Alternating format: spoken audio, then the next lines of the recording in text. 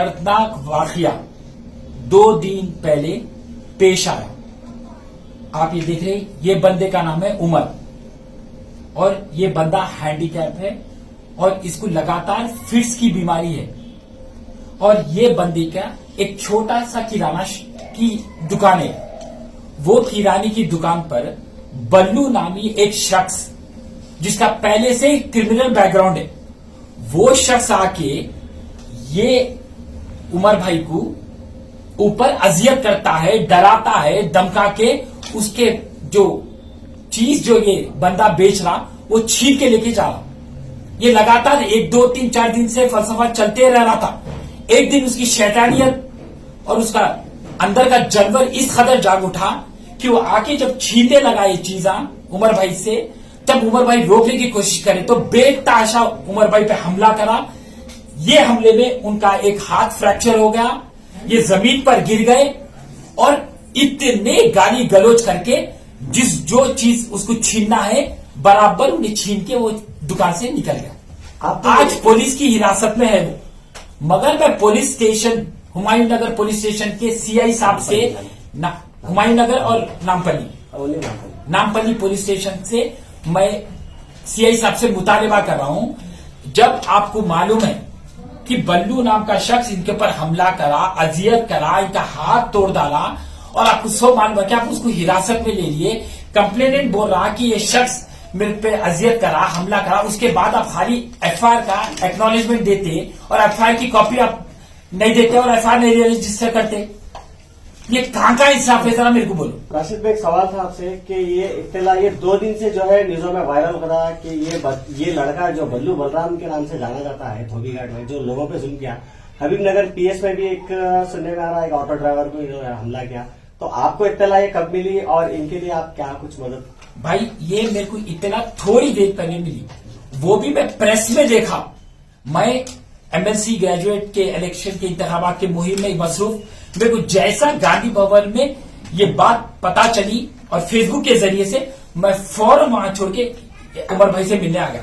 और जब उमर भाई से मिलने आ गया तो मेरे को तकलीफ की क्या बात है कि मंजर जो इनके साथ हुआ उसका तो उन्होंने पूरा जिक्र कर डाले मेरे सामने। मगर अब मेरा एक सवाल है कि जब बल्लू नाम का जो शख्स का क्रिमिनल बैकग्राउंड है और उन्हें कई क्रिमिनल केसेस में मुलविस है, उसके बावजूद पुलिस स्टेशन में उसको हिरासत में ले लिए, लेकिन खाली एफआईआर की एक्नॉलेजमेंट कॉपी दे रहे आप। एफआईआर की कॉपी कहां है? एफआईआर की कॉपी कहां है?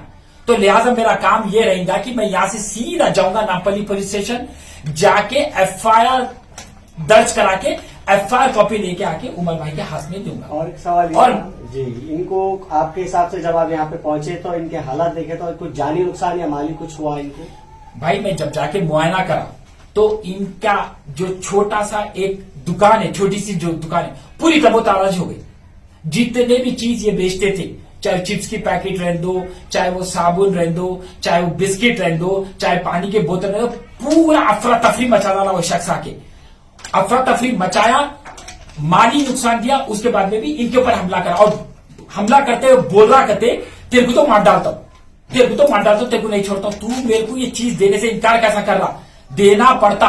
मेरा नाम बल्लू है, जो भी बोलना है बोल रहा, आवारा करके इनके ऊपर हमला करा, इनकी दुकान को तबोताराज करा, माल का नुकसान भी करा और उनकी जान पे बात आ जाती थी। मासूम आदमी हैंडीकैप है, खुदा ना खासा फिट्स आ जाता था, अगर फिट्स उस वक्त आ जाता था, अल्लाह ना करे अस्पताल ले जाने से पहले कुछ हो जाता तो कौन जिम्मेदार?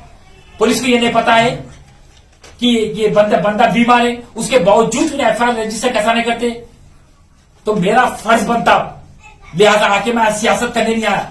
मैं एक मासूम जब आवाज दिया कि कोई मेरे मदद को आओ, और शायद इनकी वालदा भी कोई रो लेते हुए नजर आए मेरे को सोशल मीडिया पर, तो मैं वो वालदा की आवाज सुन के आया।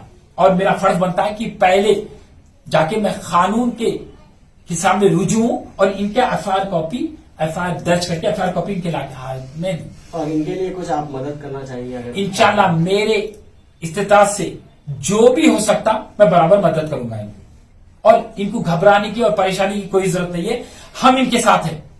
हम बोल के नहीं, जितने भी लोग ये वीडियो देखे इंशाल्लाह एक के बाद आते रहेंगे और पूरे इनके साथ है। और मैं इसको ये बोल रहा हूं कि हौसला और आप कमजोर होने की जरूरत नहीं, अपने हौसले को बुलंद रखिए, हम आपके साथ हैं। तेलंगाना की गवर्नमेंट को आप क्या बोलना चाहिए? तेलंगाना की गवर्नमेंट को ये बोल रहा हूँ, आए दिन मर्डर के केस, अटेम्प्ट टू मर्डर के केस, डकैती के केस, चेन स्नैचिंग के केस।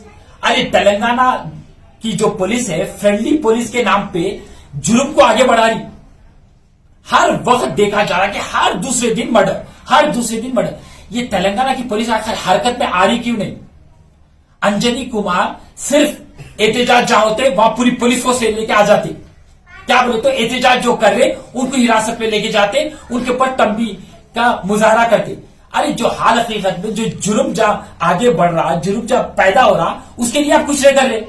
जब ये मासूम आदमी के ऊपर हमला हो गया और आपका पुलिस स्टेशन, आपकी तेलंगाना की पुलिस स्टेशन में एक्नॉलेजमेंट देती, ये एक्नॉलेजमेंट है क्या? ये कागज का 2 कौड़ी का पन्ना है। आप एफआईआर रजिस्टर करके देना छोड़ के एक्नॉलेजमेंट देते मासूम बच्चे को, और आप सोचते इसके पीछे कोई भी नहीं है। गरीब है बोल आप एक्नॉलेजमेंट की कॉपी देते, 2 कौड़ी की कॉपी का वजूद क्या है?